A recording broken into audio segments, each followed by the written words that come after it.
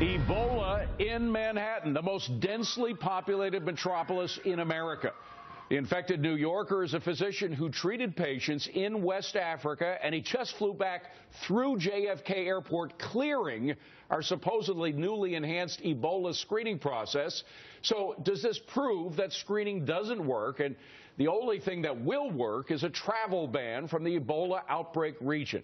Hi, everybody. I'm David Assen. Welcome to Forbes on Fox. Let's go in focus to find out with Elizabeth McDonald, Rich Karlgaard, Sabrina Schaefer, along with John Tamny and Rick Unger. EMAC, a lot of other countries are imposing a travel ban, and to some effect. Yeah, you know, we definitely want to help people affected by Ebola. Absolutely. That's what I think a lot of people want. It's both a travel ban and pulling visas. 34 countries, including 50. Africa are doing it. Many in basically the Bahama region, Jamaica's doing it, and South America, the Caribbean, South America countries are doing it. It's pulling visas as well. So that's what they're doing. There's no direct flights to the U.S. from these affected areas, but the stopping of the visas and the travel ban, right, we're seeing that taking hold. And you can see the stamp on the passport to know where people are coming from. John Tamny, the fact is that countries in Africa, like South Africa, like Nigeria, they say that these travel bans have been effective in their combating of the transmission of the disease, so why shouldn't we use it? Because it will not work. If we ban flights from those parts of the world, all they have to do is fly from countries that we have not banned flights from. But, John, hold on a second. As I just mentioned, you see the stamps in the passport, unless people can fake that. Right. Yeah, fair enough, but I say even then, where would all these people be coming from? Where's the money to be flying into the U.S.? I just think ultimately if they want to get here, they're going to get here. In theory, we could ban flights from around the world, from all countries, but it would be at hideous economic cost. I think we've got to relax. Not every single problem that we perceive as big requires a federal response, and I think with time we're going to realize that this one doesn't either. But this is sort of really basic government stuff, is it not, Sabrina, to protect the citizens? We have imposed quarantines on individuals, on areas in the United States before. We're doing it now. Shouldn't we do it from the countries? Oh, absolutely. Look, I agree with Elizabeth here. The fact is, I think we have an administration that is more concerned with political correctness than actually properly protecting the American people. Lots of countries have issued quarantines and restricted travel in Africa. Lots of airlines have already stepped up, right? We have British Airways in Senegal and Korean Airways. They're all limiting travel. There's two things that we can do. We can restrict travel, and then we can have a more aggressive screening process. And I have to take this a lot more seriously. It has a 70% kill rate, and that is with healthy people. So this is a serious disease that we need to get more prepared for. Rick, the Senegalese and other Africans say this has been very effective. So you were kind of leaning towards a travel ban before. I've actually changed a bit, and it's interesting. I got to comment on John Tamny's remarks because I thought they were interesting. They very much matched what most physicians in this country are saying, so I think that's worth noting. Most. Yeah, actually not most. No, it's actually not most, but go ahead. Okay. Yeah. Okay, so here's where I'm kind of getting to, and it's interesting. We're finding out through John Tamny, this is not a political question. People forget that Alan Grayson, one of the most progressive members of the Congress, was the first to call for a travel ban. I actually am now much more favorable of the idea of letting people come, but putting them in a quarantine immediately if they came from one of those countries. I think that's more effective, would have been more effective in the case of this doctor. All right, by the way, we're going to be talking about that on another show in this cost of freedom block. But Rich, specifically with regard to the government imposing a travel ban from West African countries affected by Ebola, are you for or against it? I'm against it. I think the greatest threat to global health right now is poverty, because the global economy is slowing down. And, 7 billion people, when the economy goes from 5% growth to 2 or 3% growth, that materially affects hundreds of millions of people in a negative way.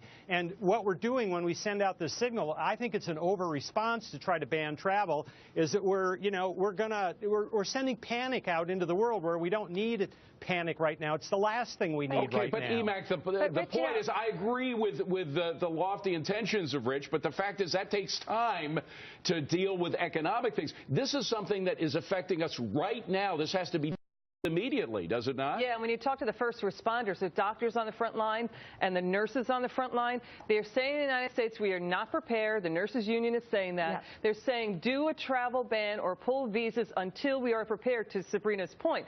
And so, you know, the Red Cross is saying that you could stop it in West Africa in a 4 to 6 month time, with also, experts are saying, with the travel ban and pulling the visas. Yeah, and Sabrina, the fact is that a lot of private sector individuals, whether they're in the unions with the airlines or the airlines themselves, may trump government action here, correct?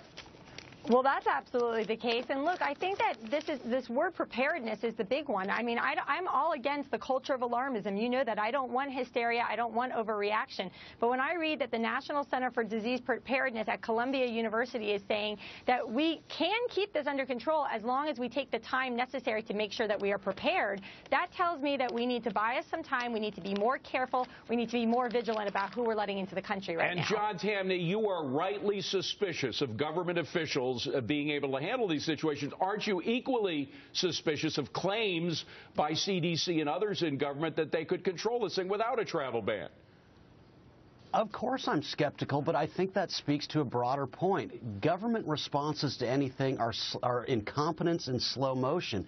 Why, if this is such a big scare, would we rely on these individuals to create some sort of national response? I think this is a situation where Republicans and conservatives should say, we do not elect presidents. We do not expect the federal government also to fight infectious diseases. This is something that we will handle locally. It's not a national response. And if it is, it's by definition going to be incompetent. Hold on, one at a time. Rich, hold on. I want to go to Rich for a second, because even universities, Rich, like Harvard University, all these liberal institutions are now calling for travel bans from their own students and their own faculty going to these places. Well, you raise a lot of good points here, but I think if the airlines do not want to fly there on their own, I think that's a better way of going about it than the government, which is prone to these over-responses and incompetence. Well, certainly this government is prone to incompetence. I wouldn't argue with that. But over-response with regard to Ebola, EMAC, I don't think they've been over-responding. I think they've been under-responding. We've had individuals from both the health sector, doctors and nurses on camera all week on Fox, and we've also had experts in government. What they're talking about now is that they don't like the way the system is set up to stop the Ebola outbreak. They're saying it's flawed. It's based on a voluntary reporting system. That's how we had the doctor, God bless him for being with Doctors Without Borders.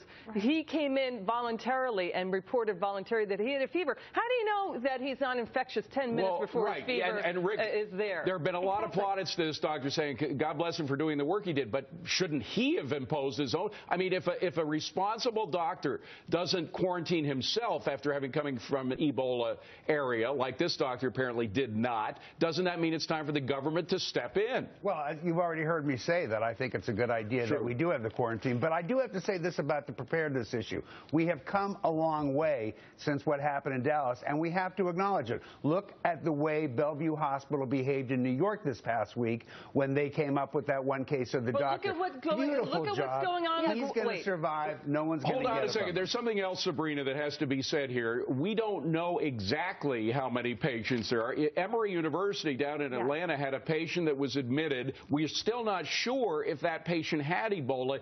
He released a statement, the patient, after he was released, saying, I want the public to know that although Ebola is a serious, complex disease, it is possible to recover and return to a healthy life. So there's a possibility that he had Ebola.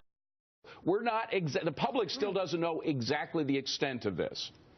No, and there's a lot of misinformation that's being spread around, and there was a similar case here in Washington, D.C., and I think one of the concerns is people say, oh, well, people get the flu and more people will die from the flu. The reality is the people who die from the flu are usually vulnerable from some other case. They're elderly or they're very young. Ebola is attacking people who are otherwise healthy. That's what's very frightening about this, and I think we absolutely need to be much more aggressive in how we're tackling it. Last word from Sabrina. Coming up next, the gloves are off. Candidates in a key Senate race accusing each other now of profiteering personally from serving in public office. Well, now the Forbes gang is about to deliver a KO punch that will prevent all lawmakers from making money off of government programs and your taxes.